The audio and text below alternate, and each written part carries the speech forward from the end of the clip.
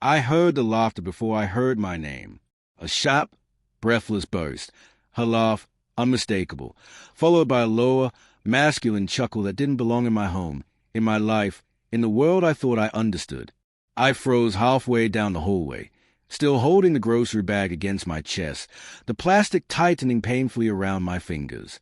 And then the words came, muffled through the half-closed bedroom door, but clear enough to gut me. God, if he knew, she said, he'd break. He still thinks I'm his everything. Another laugh, his this time, soft, intimate, like he was kissing her neck. A silence. Then her voice again, barely above a whisper but full of an arrogance I had never heard in her before. He's so easy to fool. Sometimes I think he wants to be lied to. My knees weakened so suddenly I had to brace myself against the wall.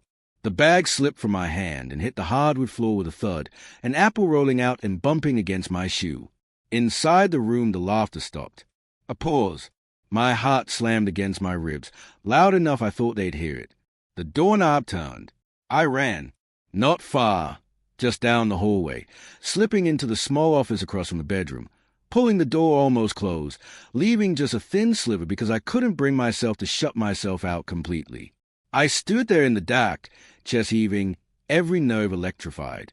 Her voice came again, but now it was hesitant. Did you hear that? The man's voice, familiar, but I couldn't place it yet, murmured something I couldn't make out. Then footsteps. Soft, careful. I held my breath. A shadow passed beneath the door. More silence. Then retreating steps. A quiet laugh. The bedroom door clicked shut. I exhaled so slowly it almost made me dizzy. My legs trembled as I sank onto the edge of the office chair, my hands shaking uncontrollably. My mind scrambled, tripping over itself, refusing to make sense of what I'd just heard. There had to be an explanation. Something innocent. Something that didn't tear apart the last 12 years of my life. But the laugh, her laugh, kept echoing inside me like it was bouncing off the walls of my skull. I sat there for minutes, 5, maybe 10, maybe a lifetime, before I finally found the courage to stand. I peeked out the sliver of open door. The hallway was empty. I picked up the groceries, hands numb, and walked quietly into the kitchen. I moved slowly, mechanically, placing things on the counter I could no longer see clearly. My eyes felt hollow, my chest heavy. I didn't want to turn around when I heard the bedroom door open again. But her footsteps came anyway, light, confident, familiar. "Mason," she called. "Are you home?" My throat seized. For a moment, I almost didn't answer. "Yeah," I forced out, my voice cracking just slightly. "Got home a little early." She appeared in the kitchen doorway wearing leggings and an oversized sweater, the one of mine she always stole. Her hair was messy in the way she usually fixed before I got home, but everything else looked normal, like nothing had happened, like she hadn't just carved a hole straight through the center of me. "Oh," she said, recovering quickly. "You should have texted. I would have helped." She smiled. That smile, the same one that used to make me feel chosen, wanted, safe. My stomach twisted. I looked past her toward the hallway, but there was no sign of anyone else. Maybe he'd slipped out the back door. Maybe he was still hiding somewhere. Maybe I was losing my mind. "Everything okay?" she asked. No, nothing was okay. Nothing would ever be okay again. But I said, "Yeah, just tired." She crossed the room and kissed my cheek. Her lips were warm, soft, familiar. I tried not to flinch. She pulled away and studied me with her usual perceptive concern. "You look pale." "I'm fine." She frowned but didn't push further. "I'm gonna go take a shower." A shower. To wash him off her? To wash away the evidence? The thought hit me so hard I almost physically swayed. She lingered a second longer. "Want to join me?" she asked, light, teasing. My chest constricted. The offer felt cruel somehow. Wrong, unbearably wrong. But I forced a small smile. "Maybe later." She walked away. I waited until she disappeared around the corner before I rushed toward the bedroom. The door was slightly ajar now. I pushed it open. The room smelled faintly of her perfume, peony and cedar, and something else. Something I couldn't place. Something that didn't belong. The sheets were smooth except for one slight indentation on the far side of the bed. A glass of water sat half empty on her nightstand. Odd. She didn't drink water during the day. Something tightened in my chest. I scanned the floor, the dresser, the bathroom doorway. No man. No one. But as I stepped closer to the closet, my heart thudded violently. The light inside was on. She never left the closet light on. And on the floor, half hidden beneath the hem of one of her dresses, was a black leather bracelet. Not mine. Not hers. My fingers moved without conscious thought, reaching for it, lifting it to the light. It was warm, as if recently worn. My breath stuttered. A voice behind me made me nearly drop it. "What are you doing?" "Huh." I spun around so fast the bracelet slipped from my fingers and landed on the carpet with a soft thump. She was standing a few feet away, wrapped in a towel, hair damp, eyes narrowed just slightly, but in confusion, not guilt. At least, it looked like confusion. I was putting something away. I lied. Her gaze flicked to the bracelet for only the briefest second before returning to me. Her expression didn't change. She didn't flinch, didn't stiffen, didn't panic. If she recognized it, she hit it perfectly. "Okay," she said slowly. "Dinner soon." "Yeah, sure." She turned and left. I waited until I heard the bathroom door close again before I let out a strangled breath. My mind was a storm, thoughts crashing into each other. Her laugh, the man's voice, the bracelet, her calm expression. Too calm. Unless she really had nothing to hide. Unless I'd misunderstood everything. Unless I was becoming paranoid. But paranoia doesn't leave physical object behind. I picked up the bracelet again, studying its texture, the faint wear on the edges, the tiny imprint of a brand logo I didn't recognize. This wasn't cheap. It was deliberate. A chosen accessory. Someone she knew. Someone confident enough to wear something distinctive. Someone who felt safe enough to be here. I slipped the bracelet into my pocket before heading to the kitchen. Dinner was quiet. Too quiet. She talked about her day, meetings, errands, a funny thing a coworker said, but her voice sounded distant, like I was underwater listening through layers of muffled static. I nodded when appropriate, tried to swallow food that felt like sandpaper. At one point she reached across the table and touched my hand. "Seriously, babe," she said gently. "What's wrong?" "Everything." "Nothing." "I don't know. I'm just tired," I repeated. She studied me, eyes softening. After a long minute she squeezed my hand and gave a small smile. "You know you can talk to me, right?" My throat tightened painfully. I used to believe that. I nodded. "Yeah, I know." Later that night, after she fell asleep curled on her side with her hand resting lightly on my arm, I stared at the ceiling in the dark, feeling the weight of the bracelet in my pocket like a burning coal. I listened to her soft breaths, steady and familiar.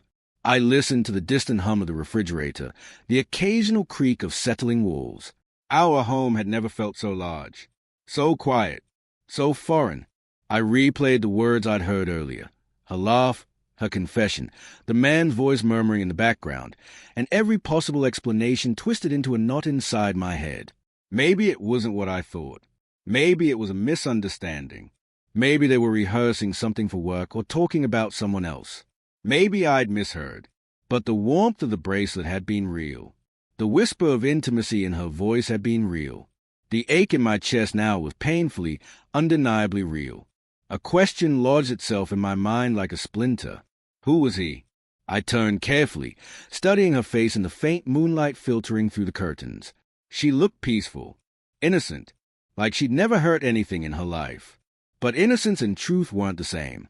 My hand drifted slowly, silently, to the pocket of my hoodie draped over the side of the bed. I touched the bracelet again, the only piece of truth I had. Just before sleep finally dragged me under, one last thought surfaced, clear and cold as ice. If I was being lied to, she wasn't the only one keeping secrets. The next morning felt fragile, as if the house itself could sense the imbalance, like one wrong move would send everything collapsing. I woke before her, which rarely happened.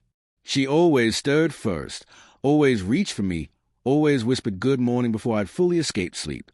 But today she slept deeply, unmoving, her hand resting on my chest like a placeholder in a book she hadn't finished reading. I carefully lifted her hand away and slid out of bed. The bracelet in my hoodie pocket weighed heavily, as though its presence warped gravity. In the kitchen, the dawn light slanted through the blinds, striping the countertop in pale gold and shadow. I stood there staring at nothing, gripping a mug of coffee I hadn't poured yet. My mind replayed last night's fragments over and over. Her laugh, the man's voice, his shadow under the door. Had he been watching me? Had he heard me? Had he slipped out while I hid? The back door deadbolt had been locked when I checked later. The window shut. No signs of anyone leaving. Unless she let him out. Unless she sent him out before coming to find me. My grip tightened around the mug until my knuckles whitened. "What are you doing up so early?" her voice asked behind me. I startled, almost dropping the mug. She stood in the doorway wearing one of my old T-shirts, eyes soft with sleep, hair messy. She looked normal, irritatingly normal. "Couldn't sleep," I murmured. She stepped forward, placed a warm hand on my back. "Night, Maze." If only it had been a dream. Something like that. She moved past me and began opening cabinets. "I'll make pancakes. That always helps."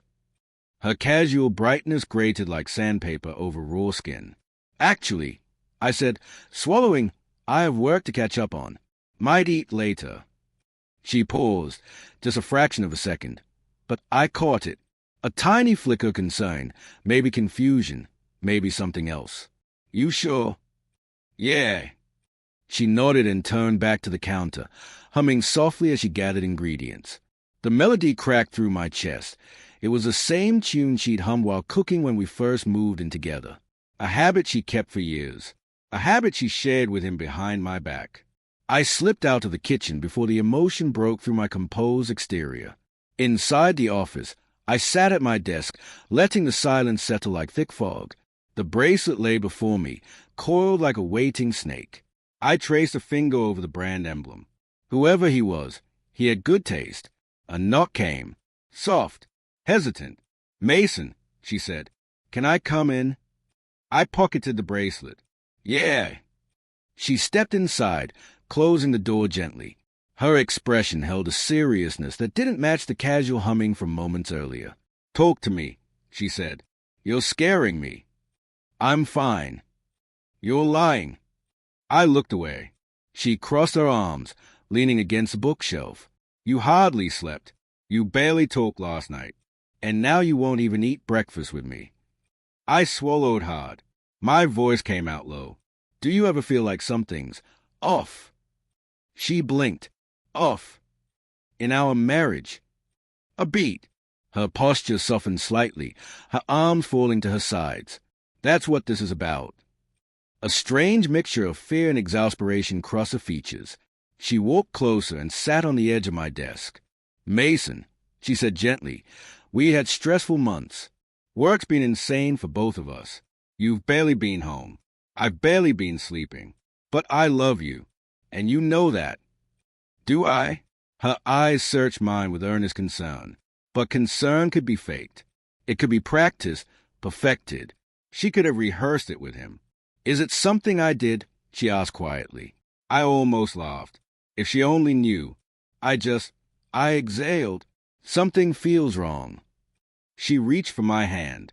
I let her take it, even though her touch burned through me in a way I couldn't name. Love, longing, resentment, grief. "Then let's fix it," she whispered. "Tell me what you need." The sincerity in her voice was almost convincing enough to break me. Almost. But the bracelet in my pocket was a weight that kept me from drifting into denial. We sat there for a long moment, the silence thick and fragile. She leaned in and kissed my forehead before whispering, "Please believe me. I want us to be okay." Then she left the room. I sat motionless after the door closed, my hand still tingling where hers had held it. I wanted to believe her. God, I wanted to believe her so badly. But wanting something doesn't make it true. My phone buzzed on the desk, startling me. A text from an unknown number. "We need to talk." No name. No context. My pulse hammered. Another message came seconds later. "Today, before she gets home. You know where." I stared at the screen, confusion twisting into dread. I didn't know where. At least, I didn't think I did. Then a third message. If you don't show up, you'll never get answers. The bottom dropped out of my stomach. Was it him? Was he taunting me? Was he threatening me? Oh, was he someone warning me? My fingers hovered over the screen, but before I could type a reply, another message appeared. 1:30 p.m. You'll understand then. No address, no hint, nothing. My phone buzzed again, but this time it was texting from the kitchen. Pancakes are ready. Please come eat something. Blackheart. The contrast between the two conversations almost made me dizzy. I pocketed the bracelet in my phone, grabbed my jacket, and stepped into the hallway. When she saw me walking toward the front door, her smile faltered. Where are you going? Just out, I said. Out? Where? I hesitated. To clear my head. She set down the spatula, worry flashing across her face. Mason, talk to me. I just need air, I said too sharply. She flinched, and guilt punched me in the gut. I didn't apologize. Couldn't. If I did, I'd break. I stepped outside and closed the door behind me. The cold air slapped my face, grounding me. 1:30 p.m. You know where. You'll understand then. I didn't know where to go, but my feet started moving on their own, carrying me through the neighborhood we'd lived in for 8 years. My breathing synchronized with my steps, my mind spiraling. At the end of the block, I stopped. Across the street stood a small, quiet cafe, one my wife and I used to go to every Saturday morning years ago. Before life got chaotic, before distance seeped between us. We hadn't been there in months, maybe longer. Something pulled me toward it. Inside, the warm aroma of coffee and baked bread greeted me. A few customers sat scattered, working on laptops or reading. Nothing unusual, until I saw him, sitting in the far corner, the man from yesterday. Even though I'd never seen his face, I recognized the bracelet on his wrist. Another one, identical style, different color. His eyes met mine the moment I noticed him. Calm, cool, calculated. He nodded once, then gestured toward the empty seat across from him. My pulse thundered in my ears. I approached slowly, each step heavy with dread. When I reached the table, he leaned back slightly, appraising me with an expression that wasn't hostile, but wasn't friendly either. Mason, he said. His voice was unmistakable. Smooth, low, the same tone I heard through the door. I felt the ground tilt beneath me. Sit. I didn't want to obey him, but my legs lowered me into the seat before my mind caught up. He glanced at my jacket pocket. You found my bracelet. My hand twitched. You were in my house, I said, my voice cracking with barely contained rage. With my wife, laughing at me. His brow furrowed, surprised, almost offended. That what you think happened. Anger flared so violently I almost lunged across the table. I heard you. I heard both of you. He didn't flinch, didn't even look guilty. Instead, he sighed. Then we really do need to talk. I don't want excuses. I snapped. Good, he said, because I'm not cheating with your wife. The cafe noise seemed to fade into a dull hum. I stared at him, stunned. He continued, lowering his voice. But she's lying to you, he said, about far more than you know. My fingers curled into fists. If this is some kind of... Your wife, he said softly, is in danger, and so are you. The words struck me like cold water. For a moment, I forgot how to breathe. He leaned forward, eyes sharp, and if you don't listen very carefully, everything you know will be destroyed. The man's word hung between us like a dropped stone, small, heavy, sinking slowly into a darkness I couldn't see past. He watched me, waiting, expression unreadable. The cafe hummed around us, oblivious. You said she's lying. I repeated, too loud. My voice sounded foreign in my ears. What does that even mean? He folded his hands, palms up, a placating gesture. It means the laugh was a performance. The bedroom scene was staged to make you doubt yourself, to make you retreat. To what? To what purpose? Anger sharpened me into clarity. Why would either of you, do that to me? He looked past me briefly, as if seeing the house I'd left behind, as if measuring the wreckage already forming. Because it's the only way to control you. His words were clinical. They struck like a scalpel. Control me how? I demanded. He opened his jacket and, with steady fingers, took out a slim envelope. He slid a folded photograph and a printout across the table. The photo was of her, my wife, laughing in the same soft, private way I loved, but the setting was not our home. She stood in a conference room I didn't recognize, surrounded by people in expensive suits.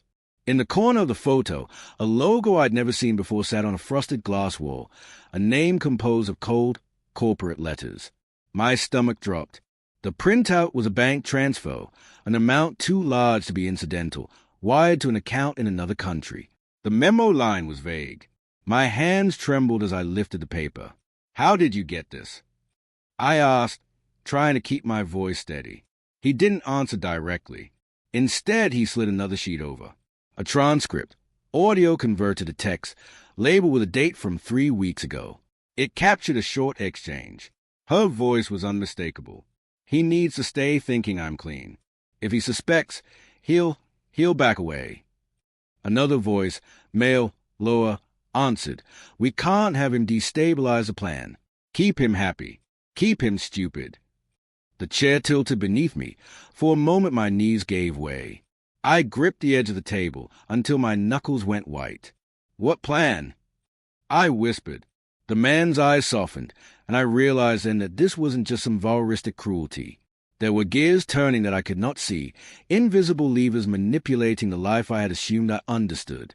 A corporate extraction, he said simply. Your company, your projects, have value. The people behind this need information, access, plausibility. Your wife's job, for the past several months, has been to make you believe she is yours entirely while she gathers pieces. My world constricted into a single thin point of panic. You're saying she was working against me. For them, he corrected. Not necessarily out of malice toward you. People are rarely evil in neat boxes. They are motivated, coerced, frightened, paid. But yes, she's been feeding them. Why? The question was small and stupid. Everything in me wanted a simple villain to point at. Instead, I had a lover, a life, and now a litany of evidence that suggested betrayal that was not only intimate but transactional. He reached into his pocket and produced another object, a small voice recorder. I recorded a conversation between her and one of the handlers 2 weeks ago. He tilted the device toward me. Listen. I hesitated. Listening felt like breaking a seal. I pressed play with hands that would not stop shaking. Her voice came through, crisp and familiar. You said it would be easy. The man's voice, harsh, impatient, cut across. Nothing's easy. You'll be watched. You'll follow instructions. You'll make him comfortable. You'll get him to sign the NDAs next month. You'll let him. I can't put him at risk, she said, the plea in her voice cracking. Is already exposed by association, the handler replied. The only question is whether he's useful or a liability. Make him useful. A silence on the recording. And then, he loves you, the man on the tape said quietly. He'll do what you ask. Make him a partner on the project. Give him access. Make him the full man if it comes to that. I could feel the floor tilt. The cafe vanished around me. For a brief, numbing second, it was only the three of us, the recorder, the photograph, the bank transfer, arranged like evidence on an operating table. You were lying, I said, less to him than to recorder's ghost. He sighed. Sit with me a second. Think about the trajectory. You married someone who was gifted at performance. She was perfect at creating intimacy. That isn't rare. Con artists cultivate it. Handlers recruit those who can evoke trust. The cynicism in his voice felt like cold water. So you've been spying on her? Planting evidence. Monitoring transfers. I didn't plant anything, he said. I collected. Why me? Why come to me? I asked, more quietly, the betrayal finding room to bleed. Because I used to work for them, he said. I got out. I stole pieces. I tried to convince her to get out too. I thought I could help her, but she went deeper. His jaw tightened. I came here to get you before she could choose something irreversible. He was both the warning and the wound. You say she's in danger, I said. Is she? Are they forcing her? Threatening her? He looked at me like he was measuring whether to say too much. They have ways. They have leverage. Not always blackmail. Sometimes they create scenarios where the safest option is to play along. She's complicated. She's not a monster. But she's complicit. Complicit. The word tasted like iron. I want to believe you, I said. I want to believe there's some way to fix this without losing her. But you showed me. My words cracked into a raw edge. You showed me things that mean she's been lying to me for months. For how long? How deep? The man's eyes were steady. Longer than you think. But the plan, what they want from you, isn't yet complete. There's time to stop it. Stop it how? He exhaled. You could confront her, smartly. You could get proof, push her, force her to reveal the truth.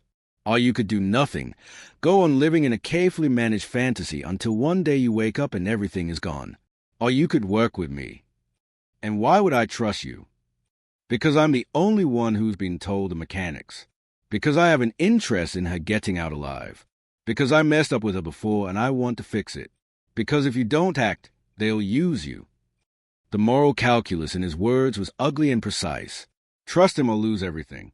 I left the cafe with more questions than answers. My head was a hive of buzzing thoughts, images of her laughing in corporate rooms, the taste of her mouth when she kissed my forehead, the warmth of her hand when she held mine. Memory and evidence churned together into nausea. Back home, the house felt different. Small, fragile, like a beehive that had been jarred. She met me at the door with a cinnamon-scented smile, a towel draped over her hair like a crown of everyday intimacy. For a second, the old lie flickered, seductive and familiar. I almost reached for it. How was the cafe? She asked. I ran into someone. I said, careful. Someone from where? From outside. I kept my voice neutral, because neutrality felt like armor.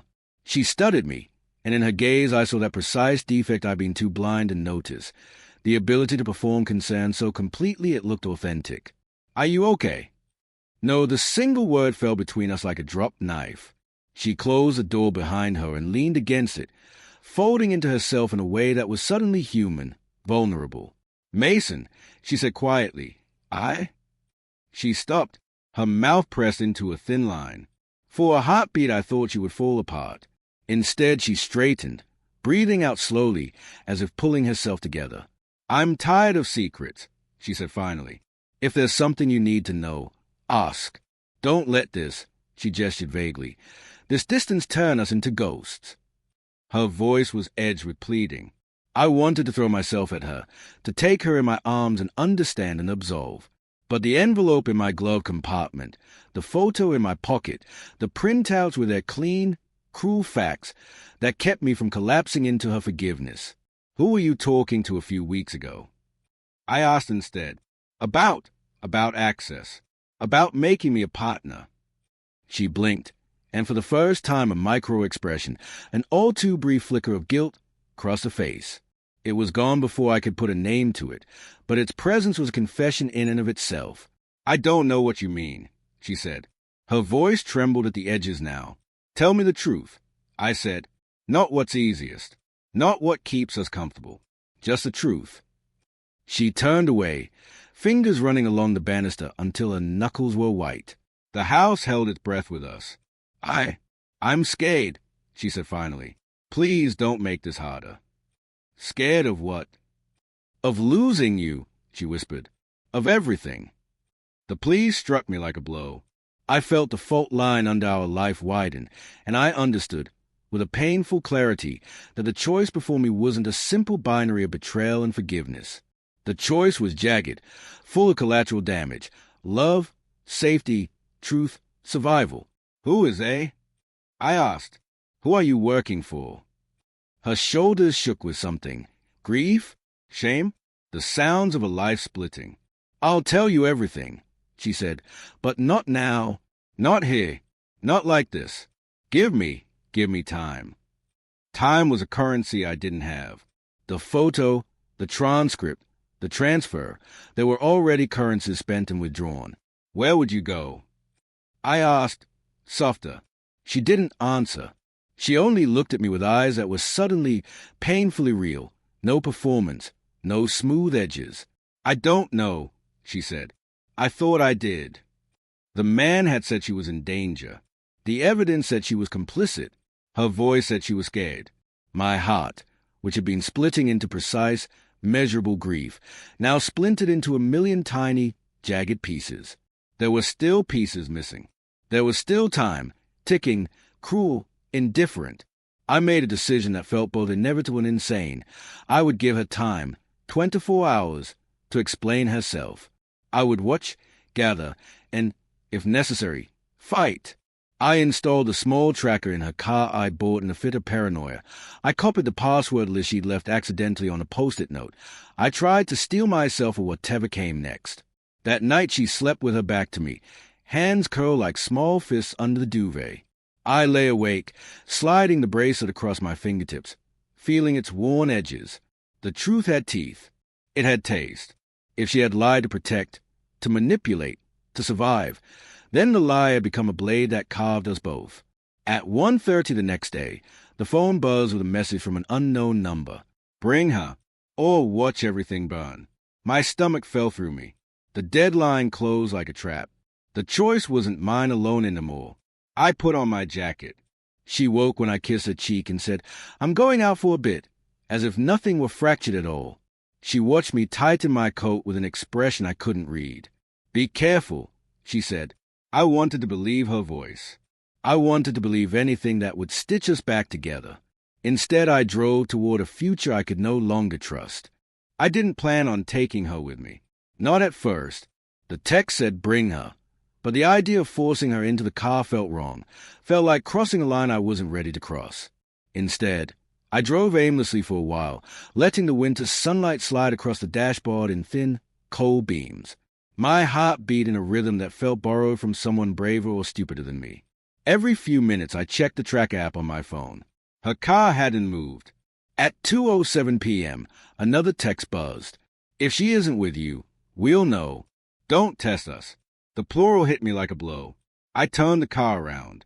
When I walked back into the house, she was in the living room, sitting on the couch with her knees pulled up to her chest, as if she'd been holding that position for a long time. She looked up instantly, eyes guarded. You're back sooner than I thought, she said. I stood there, my breath visible in the cold air leaking from the front door behind me. We need to go somewhere, I said quietly. Her brows knit. Where? I don't know yet. I expected resistance, denial, panic.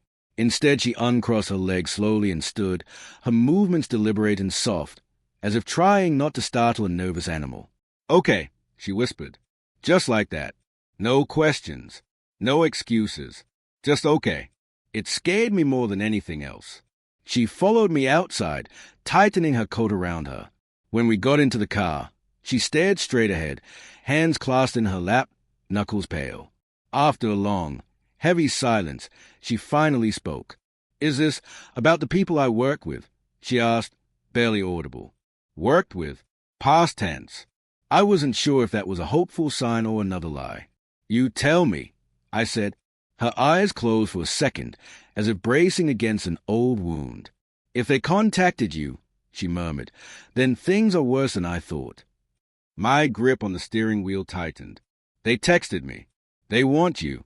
They said if I don't bring you. She swallowed.